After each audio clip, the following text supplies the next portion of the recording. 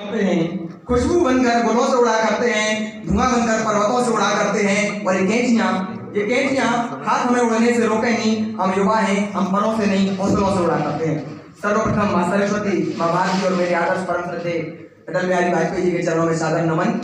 सामने बैठे सभी को मेरा सादर प्रणाम।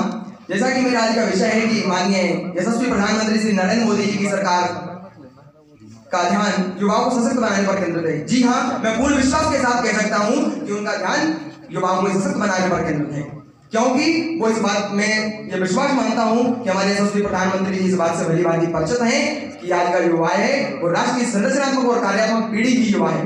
किसी राष्ट्र को विकसित होने के लिए सबसे महत्वपूर्ण आवश्यकता होती है वो है युवा की, क्योंकि युवा किसी भी क्षेत्र में सर्वप्रथम आगे आकर किसी भी कार्य को बहुत ही कम समय में और बेहतर ढंग से पूर्ण कर सकता है। युवा नई ऊर्जा रखता है, परिवर्तन को स्वीकार करता है और नए दौर में नई नई कोशिशें करता है।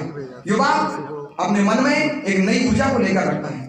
मैं बात करूं तो हमारे चिकित्सा शिक्षा के क्षेत्र में हमारे यशस्वी प्रधानमंत्री श्री नरेंद्र मोदी जी ने यूजी में 93% सीटों की 75% सीटों की वृद्धि करते हुए 51,348 से बढ़ाकर 90,000 सीटें कर दी गई और पीजी में 31,185 सीटों में 93% की वृद्धि करते हुए 7,000 सीटें कर दी।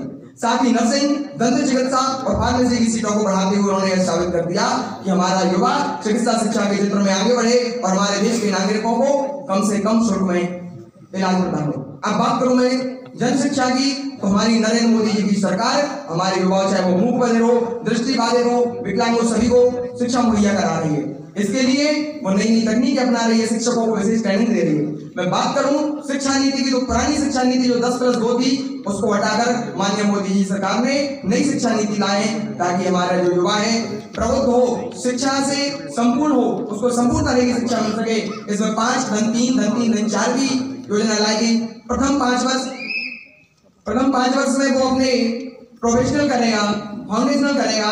अब मैं आगे बढ़ते हुए खेलों के बारे में कहूं तो हमारी सरकार 700 करोड़ से विश्वविद्यालय, खेल का विश्वविद्यालय बनाने जा रही है। इसके अलावा 632 करोड़ से वो हमारे भारत में ओलंपिक स्तर का खेल परिसर बनाने जा रही है। इसके अलावा मेक इन इंडिया से वो नए उद्यमों का विकास कर रही है। भारत का युवा नए रोजगार के अवसर प्रदान करें। हमारे भारत का युवा दूसरों को रोजगार लेने में नहीं बल्कि दूसरों को रोजगार देने का कार्य करे।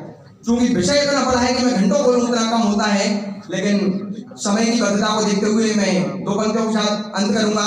हम युवा हैं, सरकार हमारे लिए बहुत कुछ कर रही है, हमें भी कुछ करना चाहिए कि राष्ट्रभक्ति को समर्पित किए हो जाए, राष्ट्रभक्ति को समर्पित किए हो जाए। इन भुजाओं से जीवित माटी, इन भुजाओं ने रची हल्दी की घाटी, इन भुजाओं ने कभी कुरुक्षेत्र करके मां भारती के आंचल से विश्वेश छाटी। इन भुजाओं ने वतन का मान रखा, इन भुजाओं ने वतन का मान रखा, इन भुजाओं ने चमन का मान रखा, इन भुजाओं ने स्वयं का शीश लेकर सबसे ऊपर अपना हिंदुस्तान रखा। जय हिंद, जय भारत।